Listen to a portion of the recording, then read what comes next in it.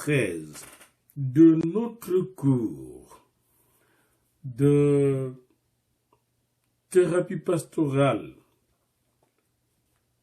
pour les victimes de l'occultisme sera consacré sur l'étude de l'occultisme comme système contrôlant les grands États et les nations du monde. Et nous allons le faire Bible à l'appui, mais aussi nous le ferons avec des recherches archéologiques tout à fait fondées. Et c'est très important que nous puissions avoir une vraie connaissance du système dans lequel vivent les gens qui se plaignent d'être victimes de l'occultisme. Il y a tout un système qui est derrière. Et notre guerre ne se limite pas à la délivrance de ces gens, ces individus qui nous consultent dans nos églises, mais notre guerre va plus loin. Elle vise la délivrance du monde, le salut du monde. Pour cela, nous devons être conscients que la guerre est beaucoup plus sophistiquée qu'on le pense. Alors, nous commençons par les livres de Genèse. Et c'est intéressant de voir dans le livre de Genèse, déjà, au début de la vie, de l'organisation de la société au Moyen-Orient, nous rencontrons des figures comme Abraham, Isaac et Jacob. Maintenant, on ne vous montre pas clairement comment Abraham est sorti de l'idolâtrie. Il y a d'autres études de recherche archéologique qui montrent clairement comment Abraham était sorti de l'idolâtrie pour entrer dans l'adoration de Dieu. L'indication la plus importante nous sera donnée dans le récit de la fuite de Jacob. Quand Jacob va fuir avec toute sa famille et va quitter, n'est-ce pas, son beau-père, qui est son oncle Laban, et en cours de route, il va être rejoint par Laban qui le poursuit avec ses enfants et ses serviteurs.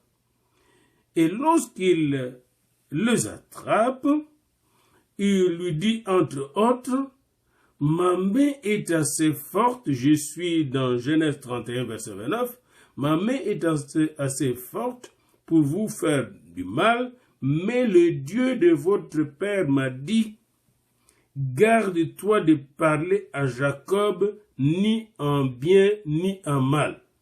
Le Dieu de votre père, c'est le vrai Dieu, le Dieu de lumière et non des ténèbres. » Il avait mis en garde Laban pour qu'il ne puisse pas parler en mal ou en bien au fils d'Abraham, au fils d'Isaac. Maintenant, il ajoute quelque chose. Et ça commence par maintenant, d'ailleurs, cette phrase, au chapitre 31, verset 30. « Maintenant tu es parti, parce que tu languissais après la maison de ton père. Pourquoi as-tu dérobé mes dieux? » Autrement dit, là où vivait Laban, ce monde-là consultait des dieux occultes, des dieux du monde des ténèbres, des esprits des ténèbres. Et vous allez voir qu'il consultait par divination. Comment je laissais toujours le texte à l'appui. On ne sort pas du texte. Jacob répondit et dit à Laban, « J'avais de la crainte à la pensée que tu m'enlèverais peut-être tes filles. Mais périsse celui auprès duquel tu trouveras tes dieux. En présence de nos frères, examine ce qui t'appartient chez moi et prends-le. » Jacob ne savait pas que Rachel les avait dérobés. Laban entra dans la tente de Jacob, dans la tente de Léa, dans la tente de 2 servantes, et il ne trouva rien. Il sortit de la tente de Léa et rentra dans la tente de Rachel. Rachel avait pris les téraphim, les avait mis sous les bas du chameau et s'était assise dessus. Laban fouilla toute la tente et ne trouva rien. Elle dit à son père que mon Seigneur ne se fâche point si je puis me lever devant toi, car ce qui est ordinaire aux femmes, car j'ai ce qui est ordinaire aux femmes. Il chercha et ne trouva point les téraphim. Les téraphim, c'est un objet magique sous forme de statuette qu'on utilisait pour diviner. Vous voyez, pour, n'est-ce pas, connaître l'avenir, connaître le présent et même le passé. C'est un instrument médiuminique, oraculaire, c'est-à-dire occulte. C'est-à-dire que Laban vivait dans une civilisation occulte. Et Rachel était dans l'occultisme. Alors quand vous allez au chapitre 35, et vous voyez Rachel comment elle ment dans l'occultisme, quand on est dans l'occultisme, les mensonges arrivent. Et vous allez voir les conséquences dans la vie de Rachel. Rachel avait des problèmes de stérilité, beaucoup de problèmes difficiles. Et dans le foyer, c'était des querelles terribles. Les conséquences étaient énormes. Rachel était victime de l'occultisme. Je viens de vous le démontrer. C'est un cas qui devait être traité par la thérapie pastorale de délivrance. Alors quand vous arrivez au chapitre 35, après le viol de Dina, au chapitre 34, Dina qui était violée par un fils du roi, dans lequel du roi qui s'appelle Hamor à Sichem. Alors, après le viol de Dina par le fils du roi, d'un roi qui probablement était lui-même occulte, et le refus de marier Dina à ses fils du roi, puis le meurtre, le génocide opéré par le fils de Jacob sur ce peuple-là, qui avait violé, dont le vice-roi ou le fils du roi avait violé leur sœur. Après cet incident, Dieu dit à Jacob, lève-toi, monte à Bethel et demeure-y, et là tu dresseras un autel au Dieu qui t'a paru. Lorsque tu fouillais Esaïe, ton frère, Jacob accepte, mais dit arrête. Maintenant, il faut que je fasse quelque chose qu'il n'avait pas fait depuis qu'il est sorti de Charan. Il dit à toute sa maison, ôte les dieux étrangers qui sont au milieu de vous. 35, verset 2. Purifiez-vous et changez de vêtements. Et verset 3, nous nous lèverons et nous monterons à Bethel. Là, je dresserai un autel au Dieu qui m'a exaucé dans le jour de ma détresse et qui a été avec moi pendant le voyage que je fais. Jacob déclenche la délivrance de l'occultisme, la délivrance de toute sa famille de forces occultes. Verset 4, tous donnèrent à Jacob tous les dieux étrangers qui étaient entre leurs mains et les anneaux qui étaient à leurs oreilles. Jacob les enfouit sous les térébintes qui est près de Sichem. Voyez-vous ici comment ce chef traditionnel, qui est Laban, était enraciné dans l'occultisme, dans la divination, dans les sciences occultes, dans les pratiques occultes. Et vous retrouvez vers la fin de la Genèse la problématique de la coupe de Jacob, la problématique de la coupe de Joseph. Et quand Joseph a mis sa coupe dans les sacs de Benjamin, et alors que ses frères rentraient leur jouet de tour, Il a dit après à son serviteur, à son intendant, lève-toi, poursuis ces gens. Et quand tu les auras atteints, tu leur diras, pourquoi avez-vous rendu du mal, le mal pour le bien? N'avez-vous pas la coupe dans laquelle boit mon Seigneur et dont il se sert pour deviner? Une coupe divinatoire. On voit l'Égypte qui était plongée dans ça. Mais ce n'est pas encore plus clair jusqu'à ce qu'on arrive dans le livre d'Exode. Dans le livre d'Exode, vous allez voir comment l'Égypte était plongée dans la magie. Mais avant de lire cela, j'aimerais vous lire un document que je trouvais dans le musée du Québec, le musée de la civilisation. Et là, c'était une exposition d'un document avec les œuvres d'art égyptiennes. Et lorsqu'on exposait ces œuvres d'art, je suis tombé sur un document que j'ai lu et je vous le lis et je l'ai à l'internet. Je peux vous l'envoyer. Nous avons des droits d'auteur d'au moins $5 à verser. Et voici ce que dit l'auteur.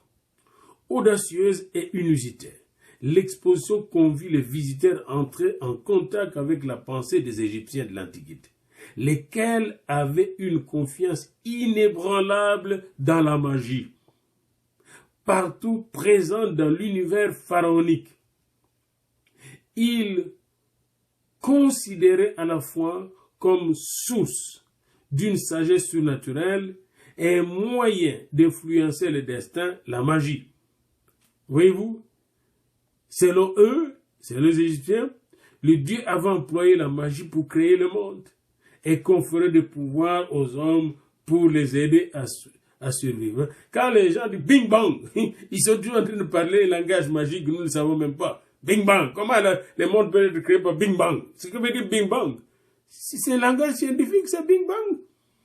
Je préfère un langage plus scientifique. Au commencement, Dieu créait le ciel et la terre que bing bang. Pour moi, bing bang, c'est pas un langage scientifique. C'est un langage même d'ignorant. Vous voyez? D'ignorance crasseuse. Alors, le terme magie et la pratique de magie, nous le rencontrons dans le livre de la Genèse.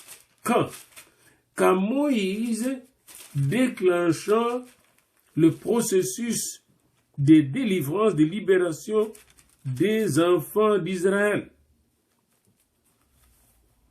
Alors, venez avec moi dans Exode 7. Moïse, âgé de 80 ans, reçoit la mission au buisson ardent. Et le buisson ardent, c'est le buisson de la puissance, de la révélation de Dieu. Dieu se révèle dans toute sa puissance et toute sa sagesse, parce qu'il sait qu'il y a la puissance des ténèbres, des puissances occultes qu'il attendait en Égypte. Et que les enfants d'Israël étaient prisonniers de puissances occultes. Et qu'on ne pouvait pas sortir de cette puissance comme ça.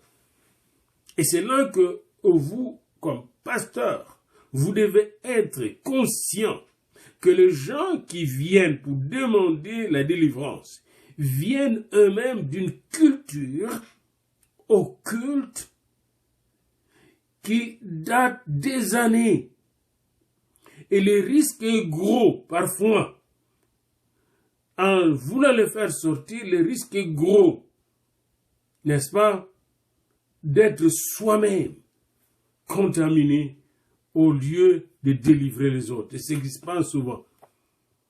De tomber soi-même dans la divination, de tomber soi-même dans le médiumisme, de tomber soi-même dans le charlatanisme. C'est pourquoi vous voyez beaucoup de pasteurs sont devenus comme des charlatans dans leur pratique spirituelle.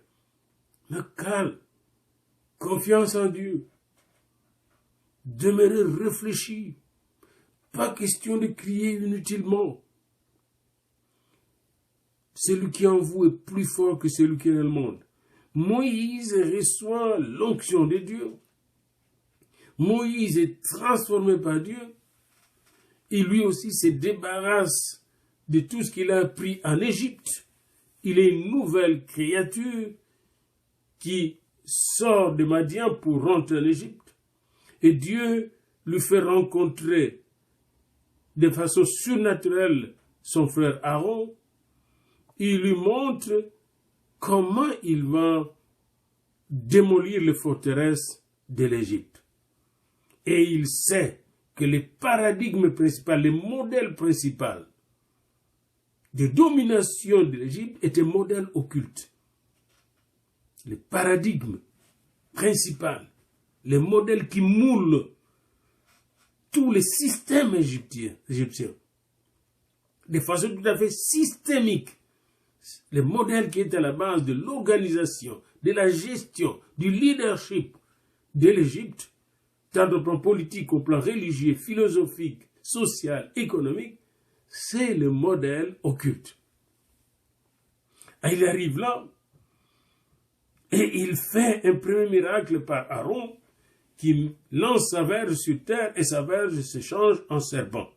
Verset 11, chapitre 7. Mais Pharaon appela les sages et les enchanteurs, et les magiciens d'Égypte, et ils aussi en firent autant par leurs enchantements. Ils jetèrent tous leurs verges, les sages, les enchanteurs et les magiciens. Ça, c'est des termes occultes, c'est le métier. Et dans mon document que je vous ai cité là, je l'ai avec moi ici, il est dit que dans l'Égypte antique, il existait plusieurs types de magiciens. Les sages, là, c'est des magiciens. Et tout le monde utilisait quotidiennement quelques incantations. Les incantations, c'est-à-dire, ils disaient des choses, quand ils disaient des choses, puis les choses qui s'accomplissaient. C'était sérieux. Comme ici, ils ont lancé des incantations avec leur verge, puis leur verge ont changé Moïse un seul serpent avec Aaron, mais eux là, voyez Dieu, il utilise un seul serpent. Ils n'ont pas fait deux serpents. Moïse était derrière Aaron, avec Aaron, et eux là-bas, ils mettent plusieurs serpents en face du serpent de Moïse et d'Aaron. Ils jetèrent leurs verges, tous leurs verges, et devinrent des serpents. Et la verge d'Aaron engloutit leur verge. Des dieux puissants. Déjà ici, vous voyez comment on n'a pas peur de l'occultisme, des forces occultes.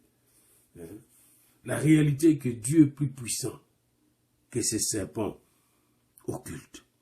Puis vient la deuxième plaie, au chapitre 7, à partir du verset 14 jusqu'au verset 25. Moïse change l'eau du Nil.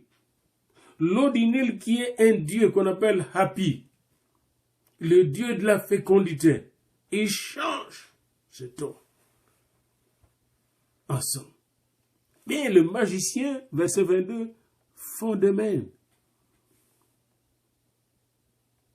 Puis vient les grenouilles qui vont sortir de l'eau, la deuxième plaie, chapitre 7, verset 26, jusqu'au chapitre 8, verset 11. Les magiciens font de même. Et là, c'est le dieu Hek qui est attaqué. C'est de grenouilles, ça représentait un dieu pour eux. Hek. Et ce dieu avait une signification. C'est un esprit. Puis vient la troisième plaie, le pou. Le pou, c'est un autre dieu des Égyptiens qui est attaqué. Et là, quand il a fait le pou, regardez ce qui se passe au chapitre 8, le verset 14 et 15. Les magiciens employèrent leurs enchantements pour produire le pou, mais ils ne purent pas. Le pou était sur les hommes et sur les animaux. Et les magiciens dirent à Pharaon, c'est le doigt de Dieu. Il faut que les occultistes, les magiciens, les enchanteurs, les médiums puissent être en face de la puissance de Dieu quand on vient vous consulter. C'est très important. C'est pourquoi nous devons être connectés avec Dieu. La thérapie pastorale est fondée sur l'autorité du croyant, l'autorité du disciple, qui doit être dans la connaissance de Dieu, dans la puissance de Dieu, dans la sagesse de Dieu qui est Christ lui-même. Parce que les sages de ce monde vont vouloir vous défaire, vont vous envoyer même des gens, des faux clients, pour vous défaire, pour vous avoir.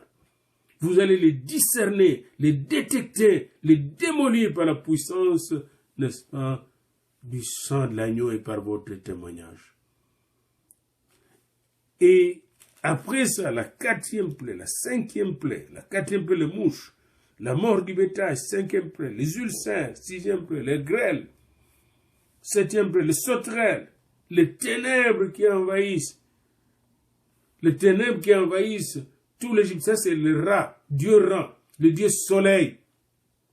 Ils ont vu que leur soleil n'est pas un Dieu, que Dieu est capable, comme dans la fin des temps, Dieu est capable, n'est-ce pas, d'assombrir même les soleils. Et quand le Dieu Ra, au chapitre 9, verset 10-22, était attaqué par Dieu qui avait des ténèbres partout, chapitre 10, verset 22, quand Moïse étendit sa main vers le ciel, et il y eut des pestes ténèbres dans tout le pays d'Égypte, pendant 3 jours, le Dieu Ra, n'oubliez pas que l'empereur de Japon est aussi le Dieu Ra, il est soleil, il s'est dit Dieu soleil dans leur culte. Il y eut des pestes ténèbres dans tout le pays d'Égypte pendant 3 jours.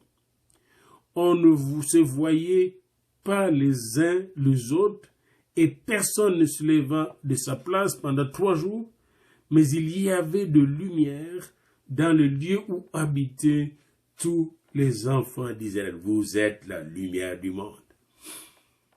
Vous êtes la lumière du monde. Et Pharaon appela Moïse et dit, allez servir l'Éternel. Il n'y aura que vos brebis et vos bœufs qui resteront, et vos enfants pourront aller avec vous. Pas de compromis. Et la dernière plaie, le premier-né de chaque famille égyptienne, dont le premier-né de Pharaon, l'incarnation de Dieu même. Chapitre 12, 29. Lors de la dernière plaie, Dieu va dire quelque chose avant d'envoyer cette plaie. Et nous trouvons cela au chapitre 12, verset 12 à 13. Cette nuit-là, je passerai dans le pays d'Égypte, et je frapperai tous les premiers-nés du pays d'Égypte, depuis les hommes jusqu'aux animaux, et j'exercerai mes jugements contre tous les dieux de l'Égypte. Ça, c'est vraiment la théologie en profondeur qui attaque toute la démonologie égyptienne. Vous voyez? J'exercerai mes jugements sur tous les dieux de l'Égypte, sur tous les esprits occultes. La dernière plaie consistait à démolir les forteresses occultes de l'Égypte. Verset 13, les sangs vous servira de signes. C'est le sang de l'agneau qui a servi de signe sur les maisons des enfants d'Israël. Et je verrai le sang et je passerai par-dessus vous. C'est ça la Pâque, Passover. Et il n'y aura point de plaie qui vous détruise quand je frapperai le pays d'Égypte. Les sangs. Et nous allons traverser toute la Bible avec les sangs, tous les sacrifices des sangs, jusqu'au sacrifice de Jésus-Christ. Les sangs va servir de protection contre les plaies. Le même sang nous donne l'autorité de chasser les démons, de démolir les forteresses, le sang de l'agneau divin. Et ça, où est-ce que vous le trouvez? Allez dans Apocalypse 12. Et c'est très important pour vous de connaître Apocalypse 12 dans votre esprit. Il y a un verset de l'Apocalypse 12 qui dit clairement les choses en ces termes. Apocalypse 12, où on parle de la chute de Satan. Verset 11, ils l'ont vaincu, qui est le témoin de Jésus-Christ. qu'il accusait tout le temps, ils l'ont vaincu à cause du sang de l'agneau et à cause de la parole de leur témoignage. Ils n'ont pas aimé leur vie jusqu'à craindre la mort. Ils l'ont vaincu à cause du sang de l'agneau. C'est à cause du sang de l'agneau que vous allez vaincre, même dans votre thérapie pastorale, l'ennemi, les esprits et Satan lui-même, à cause du sang de l'agneau. Et c'est très important de le savoir de maintenant. Donc l'Égypte était vaincue par le sang, par la puissance de Dieu, par la parole de Dieu. Tous les dieux de l'Égypte étaient vaincus. Tous les dieux de l'Égypte, Hapi, Hek, Nut, Hathor, Shu, Isis, Apis, Shemet, Jeb, Sérapis, Ra, tous ces dieux ont été vaincus par Moïse et Aaron à cause du sang de l'agneau et de la parole de leur témoignage.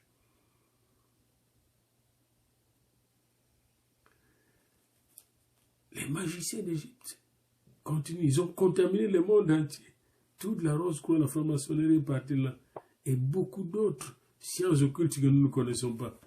Des grands devins du monde vont encore aujourd'hui dans les tombeaux égyptiens, dans les pyramides. Ce n'est pas pour rien que les archéologues surveillent ces coins-là. Hein?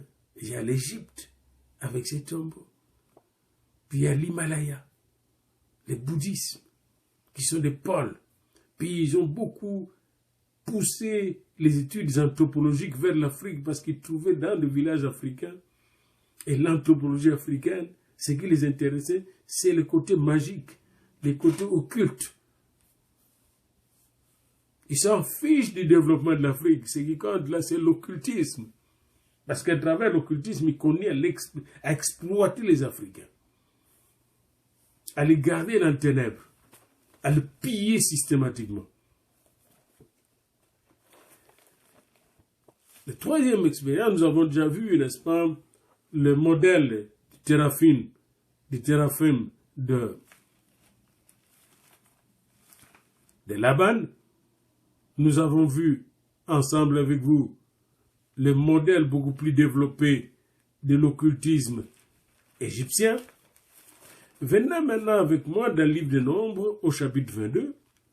Et là, nous allons voir le modèle moyen-oriental de la divination qu'a voulu déployer Balak avec Balaam.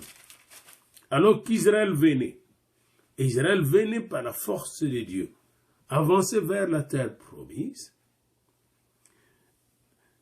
un certain Balak, fils de Tchippor, roi de Moab, a appelé Balaam qui était un devin qui n'était pas pire, qui pouvait même à la rigueur être un prophète. Mais comme il avait le goût de l'argent et du luxe, et c'est ça le danger souvent, Balaam l'appela pour l'acheter, acheter ses services, et lui demandait de lancer un sort contre les enfants d'Israël pour les anéantir. Et beaucoup de gens ne savent pas parfois de la guerre, c'est là que nous avons les aumôniers qui vont dans la guerre. Malheureusement, beaucoup d'entre eux ne connaissent pas la thérapie pastorale et la guerre spirituelle. Beaucoup de gens lancent des sorts aux armées pour les anéantir. Et ici, il y avait deux stratégies que Balaam avait prévues. Balaam avait prévu une première stratégie, lancer les sorts, mais il n'a pas pu. Chaque fois qu'il voulait lancer les sorts changeaient en bénédiction. Et c'est ce que nous remarquons. Chaque fois que Balaam voulait lancer les sorts changeaient en bénédiction. Parce qu'Israël était couvert par la nuée de la gloire de Dieu. Et comme il n'a pas pu maudire les enfants d'Israël, Balaam change de stratégie, et il dit à Balak, nous allons avoir une stratégie. On va injecter des belles filles de Moab, des belles filles de nos royaumes, parmi les enfants d'Israël, ils vont infiltrer les Israélites, l'armée d'Israël, et les Israéliens vont tomber amoureux avec ces filles, et à partir de ça, ils vont adorer nos dieux. C'est ce qui est arrivé. C'est ce qui est arrivé. Et cette ultime rébellion qui est arrivée, c'est au chapitre 35, a décimé les enfants d'Israël. Voyez-vous comment les systèmes occultes utilisent les femmes, utilisent l'adultère, utilisent la fornication pour nous avoir. L'ennemi sait qu'il ne peut pas vous maudire, alors il change de stratégie. Et vous devez le savoir, parfois les gens qui viennent nous consulter dans la clinique pastorale avec la stratégie de nous avoir. Une belle femme vient, puis commence à vous raconter tous les détails de sa vie sexuelle. Et vous êtes seul avec, et vous n'avez aucune protection, et vous tombez.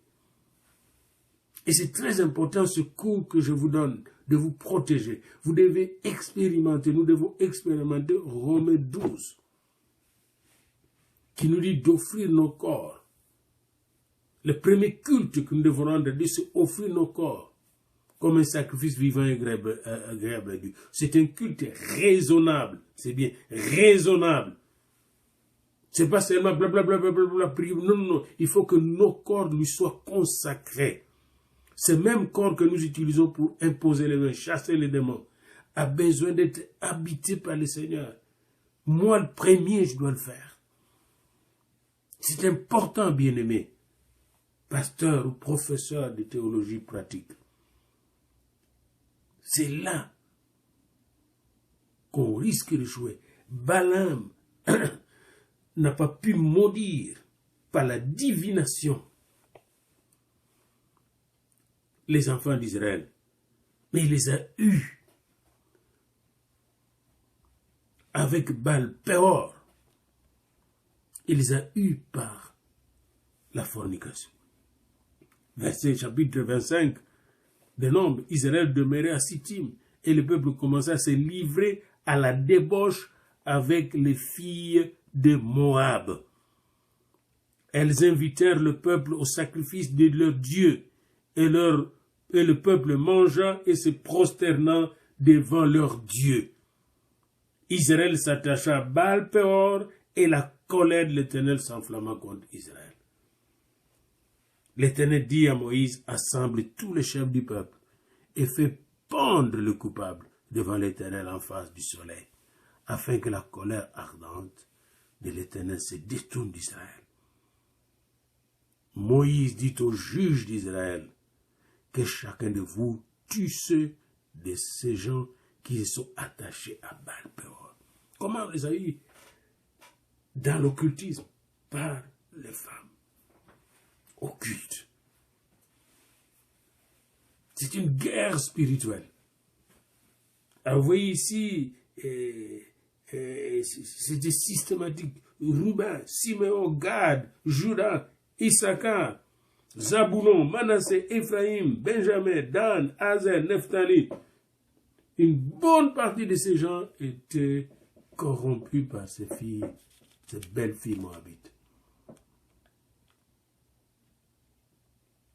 Et quand la plaie est arrivée, l'Éternel a dit à Moïse, tu vas traiter les Madianites en ennemis et tu vas les tuer, car ils se sont montrés vos ennemis et en vous séduisant par leur ruse dans l'affaire de Péor et dans l'affaire de Cosbi, fille de chef de Madian, leur sœur, tuée le jour de la plaie qui eut lieu à l'occasion de Péor. Verset 18, chapitre 25 de Nombres.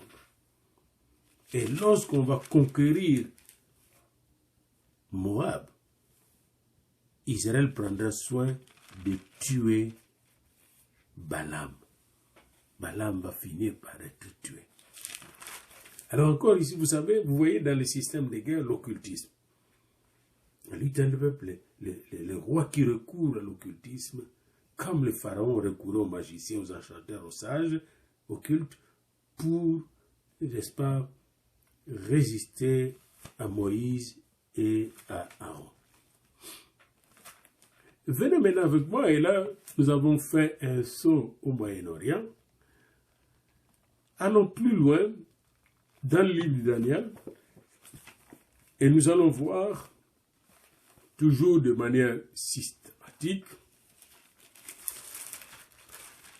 comment le roi de Babylone, qui avait décimé Israël, je n'ai pas le temps de démontrer cela avec le roi d'Assyrie aussi, qui avait décimé Israël au nord, et Babylone a décimé Juda, comment ces royaumes-là étaient plongés, noyés dans l'occultisme. Le livre de Daniel nous montre des choses extraordinairement claires. Nous démontre les choses extraordinairement claires. Lorsque le roi a mis Daniel à l'école, je dis la seconde année du règne de Nebuchadnezzar, dans cette école-là, avant qu'il ne sorte de cette école, il devait apprendre des choses. Qu'est-ce qu'il devait apprendre? Il devait apprendre les langues, il devait apprendre les sciences, il devait apprendre l'astrologie aussi. Et quand on leur a fait faire l'examen pour sortir, on a constaté que Daniel, avec ses amis, était 10 fois supérieur à tous les magiciens et les astrologues qui étaient dans tout son royaume. Et nous voyons dans le chapitre 1er que Daniel, avec ses amis, avait refusé de manger le mets qui venait de la table du roi, parce que ce mets était consacré aux idoles. Ces mets étaient des mets occultes. Et quand on les mangeait, ces mets venaient envoûter les esprits de ceux qui les mangeaient, pour les rendre puissants sur le plan magique. Même leur estomac était travaillé. Et là, vous voyez, quand on arrive au chapitre 2, c'est la fameuse vision de la statue. Et lorsque le roi a eu cette statue, il a appelé les Chaldéens. Et les Chaldéens étaient des grands médiums, des dépositaires des sciences occultes qu'ils ont hérité de l'Égypte ancienne, les Chaldéens. Et ces Chaldéens sont venus au palais royal, et le roi leur a dit, je fais un songe, je l'ai oublié, et maintenant, vous devez me donner les songes, et en même temps, l'interprétation. Et les magiciens, les Chaldéens ont dit, mais non, cette chose-là, on ne les demande pas. À des gens comme ça, personne ne peut donner une telle explication. Et c'était, le verset 2 nous le dit au chapitre 2, les gens qu'il a appelés au palais royal, les magiciens, les astrologues, les enchanteurs, les Chaldéens. Ce qui importe ici, ce n'est pas d'entrer dans tous les détails là. C'est d'aller, si vous allez dans le dictionnaire de Google, qu'est-ce qu'un magicien, qu'est-ce qu'un astrologue, qu'est-ce qu'un enchanteur, qu'est-ce qu'un Chaldéen? C'est vous montrer que tous les systèmes royaux à Babylone s'est reposé avec pour fondation l'occultisme. C'était les astrologues, les enchanteurs, les magiciens, les Chaldéens qui géraient le royaume et le roi. Alors Dieu a injecté Daniel, pourquoi? Pour aller délivrer. Parce que si Daniel n'était pas là, on ne pouvait pas délivrer Israël. Et la même chose, Dieu t'a injecté dans le monde là où tu es pour délivrer les gens qui sont dans l'occultisme. C'est pourquoi vous suivez ce cours, justement. Exactement comme Moïse était là pour délivrer. Josué était là pour délivrer. Vous êtes là pour délivrer, pour libérer les captifs. Daniel était là. Et Daniel va faire la différence.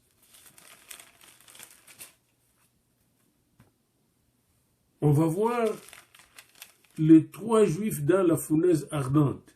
Pourquoi? À cause des occultistes. les occultistes, tous les satrapes, les sages là, qui formaient le conseil royal de Babylone, étaient tous partisans de sciences occultes. Et ils ont voulu étouffer la prière des enfants d'Israël, qui étaient là. Les Chaldéens. Ils étaient tellement plongés dans la magie qu'ils ne voulaient pas que la lumière brille dans ces ténèbres. Chapitre 3. Vous voyez ça, c'est pour vous montrer, systémique, lisez ça, c'est systémique. Et la même chose pour vous, la lumière que vous allumez là où vous êtes. N'oubliez pas qu'il y a des princes des ténèbres avec leurs agents qui n'aimeraient pas que vous puissiez allumer cette lumière. Chaque fois que vous avez quelqu'un qui confesse, préparez-vous à une contre-attaque. Préparez-vous à une contre-attaque. C'est très important, comme quand Paul, vous allez voir, quand Paul entre dans un territoire de l'ennemi, contre-attaque. Acte 16. Acte 19.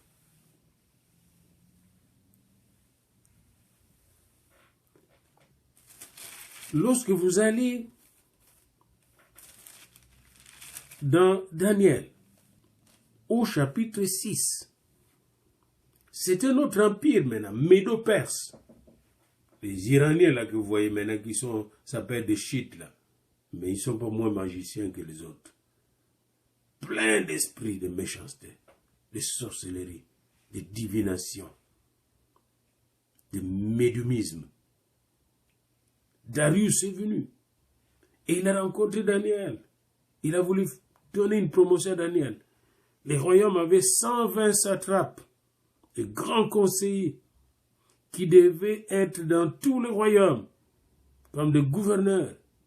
Et à leur tête, il y avait 3 chefs, dont Daniel. Pour vous qui avez des gens qui font de la politique, et maintenant même il y a des pasteurs qui entrent en politique, puis vous voyez comment ils sont même pris par toute cette confusion. Chez nous comme ici, d'ailleurs aux États-Unis, les pasteurs comme Jackson, qui est entré dans la politique, vous ne savez pas comment il a fini. Il a fini par se détruire moralement, détruit totalement. Son fils est devenu malade mental. Les attaques occultes. Les attaques occultes. Beaucoup de pasteurs baptistes même, des États-Unis presbytériens sont dans la franc-maçonnerie, dans la Rose-Croix, perdus. Merci Seigneur de me sauver. Continue à me sauver Seigneur jusqu'à la dernière minute. Nous devons avoir une intelligence affinée. Les concepts de l'occultisme traversent toutes les cultures. Il faut étudier ces concepts de façon rigoureuse. Et ici, nous avons passé de Babylone à la Perse. Darius arrive, puis Daniel le promet parmi les 3 chefs qui gèrent les 120 satrapes. Et Daniel surpassait ses chefs et ses satrapes en intelligence. Il avait un esprit supérieur. Et là, on cherche une occasion pour accuser Daniel parce qu'il est dangereux. Pourquoi? Parce qu'il est lumière au palais royal. Ils vont conseiller le roi pour faire une statue que tout le monde doit adorer. Et le décret est pris que celui qui ne va pas adorer cette statue. On a dit, qu'est-ce qu'on a dit là? Les chefs et les sages cherchèrent une occasion d'accuser Daniel. L'accusateur, nous savons, quand il y a accusation, il y a le chef des occultistes, c'est qui? Les diables. Alors ils n'ont pas trouvé une occasion. Alors ils disent, on a trouvé quelque chose. Dans la seule loi de Dieu, c'est interdit d'adorer des statues, d'adorer des gens. Alors tous les chefs, les intendants, les satrapes, les conseillers, les gouverneurs, était d'avis qu'il soit publié un édit royal avec une défense sévère portant que quiconque, dans l'espace de 30 jours, adressera des prières à quelque dieu ou à quelque homme, excepté à toi, ô roi, sera jeté dans la fosse de l'eau. Alors, il a signé le décret. Et quand Daniel a pris ce décret, qu'est-ce qu'il a fait? Verset 10, il s'est retiré dans sa maison où les fenêtres de la maison était tourné vers le temple de Jérusalem, dans sa chambre supérieure, sa chambre haute, et il était en prière, la fenêtre ouverte vers Jérusalem. Il priait, il louait son Dieu, c'est bien dit, il priait, il louait son Dieu, comme il le faisait auparavant. Il n'a pas changé son horaire, il priait et louait son Dieu. Et c'est à ce moment-là qu'il sera arrêté. Et toute cette guerre de Daniel aux fausses lions, c'est la guerre entre les forces occultes qui pensaient posséder contre un État et la puissance de Dieu qui allait pour délivrer. Voyez-vous que vous avez une autre thérapie à faire, c'est ce que j'appelle une thérapie nationale et internationale. Vous êtes des pasteurs, quand vous devenez par exemple des aumôniers, vous devez aller libérer les armées de l'occultisme, les nations de l'occultisme, la présidence d'une nation de l'occultisme, les conseillers même parfois qui sont là. Moi j'ai vu un conseiller belge qui était chez nous au temps de Mobutu, qui était marié à une femme magicienne, et les deux faisaient de la magie, magie noire, magie blanche ensemble, puis possédaient contre le président de la République. Et ce belge était un grand voleur d'argent, un magicien. Donc vous devez comprendre que l'occultisme, c'est un paradigme, un modèle de vie politique, économique, sociale, religieuse. C'est un modèle de vie. Une vision du monde qui est là, qui est acceptée partout dans le monde, plus facilement que le Christ. Et comme théologien, vous devez être vigilant. Il n'y a pas de mission sans une lutte contre la démonologie. Il n'y a pas de mission sans un combat, une guerre contre les démons. Et Daniel va vaincre. Et tous les autres conseillers vont être jetés dans la procédure. Mais Daniel ne va pas arrêter là. Daniel va connaître une vie de prière intense. Et vous connaissez, je peux mettre ça en relation avec le livre de Néhémie, parce que c'est toujours l'exil qui continue là. Et Néhémie, c'est un disciple de Daniel. Comme les Esther, là, ce sont des disciples de Daniel, comme Esdras. Ce sont les disciples de Daniel. On retrouve là jusqu'à la délivrance. Les livres de Daniel, de Néhémie et d'Esther et d'Esdras nous montrent la délivrance, comment la délivrance va se faire. Et en même temps, comment l'ennemi continue d'attaquer dans le livre d'Esther, voulait décimer tous les enfants d'Israël, comme l'ennemi aujourd'hui veut décimer toute l'Église. Attention, comme pasteur, de vous détruire les uns les autres. Parce que l'ennemi veut détruire l'unité entre les enfants de Dieu. Réalisez chaque jour Matthieu 17, 19 à 23. La prière de Jésus, pourquoi il veut que nous soyons un? Pour que le monde croie. Il faut que l'armée soit unie en Christ. Daniel a connu à prier.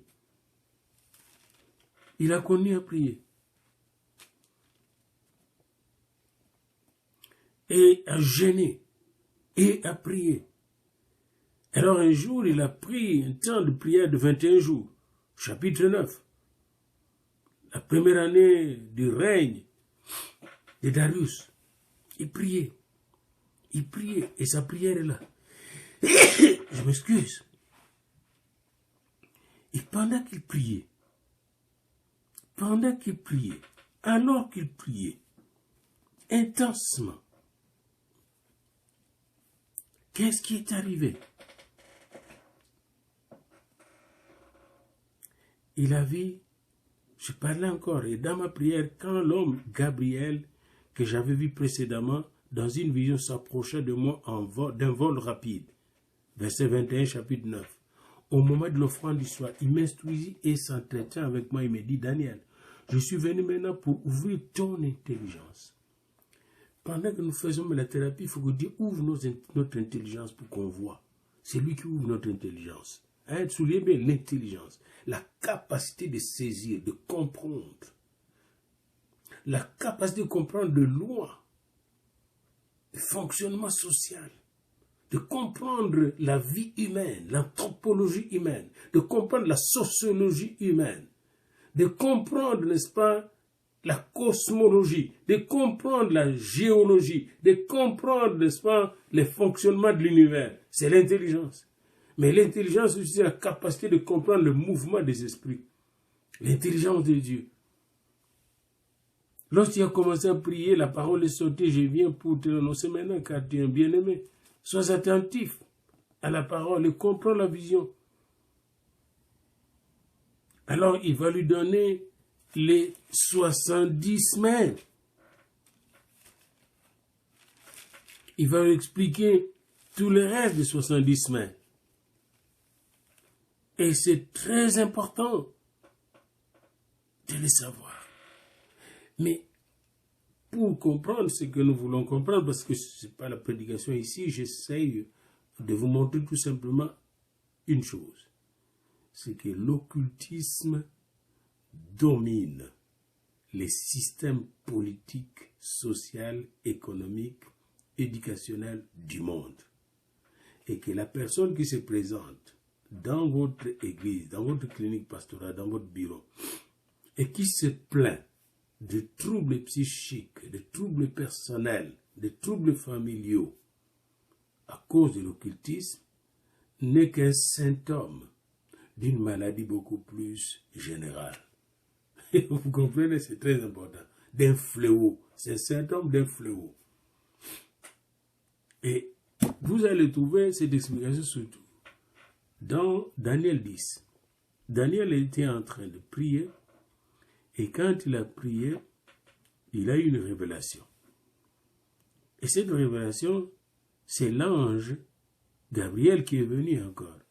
Et il me dit, Daniel ne craint rien. Chapitre 10, verset 12. Dès le premier jour où tu as eu à cœur de comprendre et de t'humilier devant ton Dieu, tes paroles ont été entendues et c'est à cause de tes paroles que je viens. Le chef du royaume de Perse m'a résisté 21 jours. Mais voici Michael, l'un des principaux chefs. Qui est Michael? L'archange Michel. L'un des principaux chefs est venu à mon secours et je suis demeuré là auprès des rois de Perse. Donc, les rois qui se succédaient là, lui était demeuré là, spirituellement. Parce que derrière chaque roi de Perse, il y avait un chef. Et ce chef, c'est un ange démoniaque d'un haut rang, probablement un archange, déchu avec le diable. Et c'est lui qui mettait toutes les pratiques occultes dans la tête de ce roi. C'est lui qui était derrière les enchanteurs, les chaldéens et tout ce monde-là, les magiciens. Le chef de Perse. Les chefs de Perse. Chaque fois que vous parlez avec quelqu'un, par exemple, qui est chef de clan, chef d'un royaume traditionnel, soyez attentifs et posez-lui la question sur comment il a été initié pour diriger son royaume, pour diriger son clan ou sa famille. Et écoutez-les. Écoutez-les, s'il vous plaît. Et là, vous saurez comment les délivrer. Les chefs de Perse.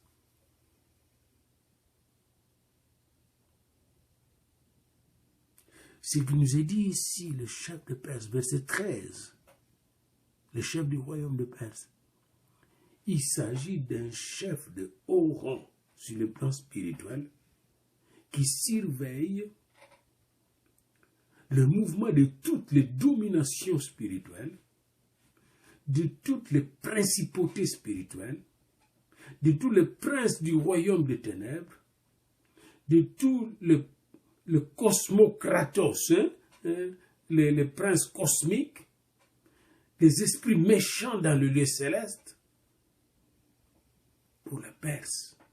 Et ça va être de même chez les Grecs, Quand vous étudiez la civilisation grecque, vous allez voir comment c'était fondé sur les esprits, qu'on appelle Dieu en minuscule. Et Socrate fut tué parce qu'il remettait en question justement le polythéisme grec. Et vous allez pousser plus loin jusque chez les Romains. Et c'est comme ça que les Romains ont récupéré même l'église chrétienne qu'ils ont transformée en catholicisme romain en y injectant toute l'idolâtrie romaine, grecque, chaldéen, perse. On le retrouve là-dedans, derrière le prêtre, avec toute la messe. La messe du jour, qui est une doublure de la messe noire. La magie blanche, qui est une doublure de la magie blanche. La magie blanche, qui est une doublure de la magie noire.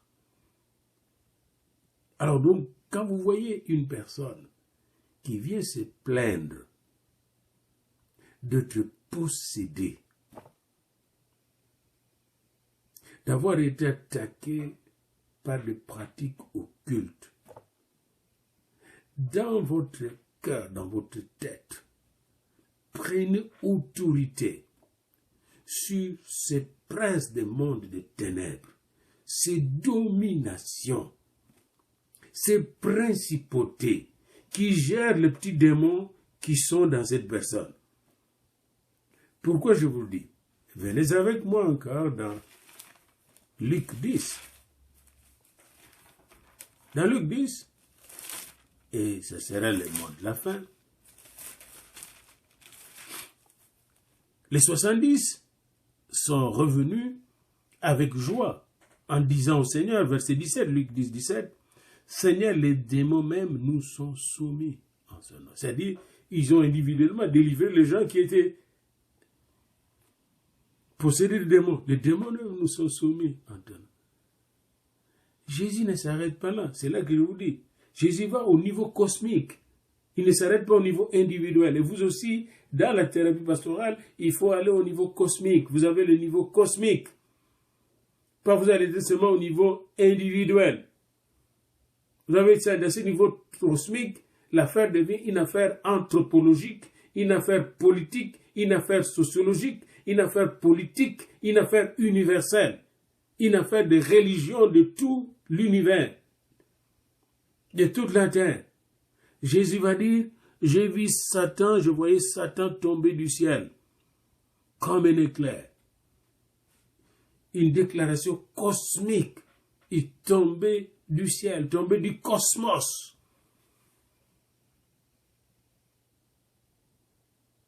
Comme un éclair. C'est céleste, cette affaire. Comme un peu le christianisme céleste qui s'est développé en Afrique de l'Ouest. C'est lui qui doit tomber du ciel. Et pour qu'il tombe du ciel, il faut que vous puissiez être en mesure de le détecter de façon systématique et systémique. Quand je dis systématique, c'est quoi? Vous allez rigoureusement discerner les esprits qui agissent dans chaque personne qui vous consulte. Il faut discerner quel genre d'esprit. Ah, c'est tel esprit. Le Seigneur va vous le révéler. À travers ce qu'il va dire, ah, c'est l'esprit de divination. Non, ça c'est la cartomancie divinatoire. Donc, ça c'est l'esprit de magie noire. Wow, ok. Ça c'est la magie blanche. Ça c'est le médium, etc. Et en discernant, vous saurez à quel système cet esprit est attaché. En renversant cet esprit que vous avez discerné, vous avez identifié, eh bien, vous faites tomber son chef suprême du ciel. Et là, vous prenez maintenant tout un territoire, au lieu de prendre seulement un individu pour le ciel, vous allez prendre tout un territoire. L'individu sauvé, la famille sauvé, crois au Seigneur, tu seras sauvé, toi et ta famille. Comme quand Paul, dans Acte 16, s'était retrouvé en prison. Et là, on les a jetés en prison parce qu'ils venaient de délivrer une seule personne. La fille qui divinait, la fille qui avait l'esprit de Python. Mais Dieu ne voulait pas qu'ils s'arrêtèrent à une seule personne. Arrivés en prison, ils se sont mis à louer le Seigneur, la louange. Et là, le lieu où ils étaient tremble, la prison tremble. Autrement dit, sa tête est tombée du ciel comme un éclair. Là, c'était la délivrance du policier, du geôlier, avec toute sa famille. Là, c'était l'autorité, même si le système romain qui était là. Là, Pierre, Paul pouvait dire, nous sommes des Romains, regardez ce que vous nous avez fait. Ils avaient l'autorité, ils avaient transcendé l'autorité de l'ennemi. Ils étaient supérieurs à l'autorité de l'ennemi. Parce que, dans leur louange, la délivrance est montée au niveau cosmique. La délivrance est transcendée le niveau individuel pour aller au niveau cosmique, démolir la forteresse de l'ennemi à Philippe. Vous voyez? Et même l'esprit de suicide de Jolie était vaincu. Que dois-je faire pour le sauver? Devint sa question. Et la réponse de Paul avec Silas, crois au Seigneur Jésus et tu seras sauvé, toi et ta famille.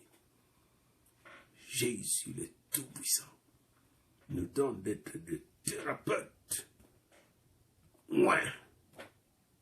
discernant les esprits de façon systématique pour que notre guerre soit systémique, c'est-à-dire que nous puissions renverser les forteresses qui dominent les différents éléments du système, qui dominent politiquement, économiquement, sociologiquement, religieusement, techniquement, technologiquement, les sociétés.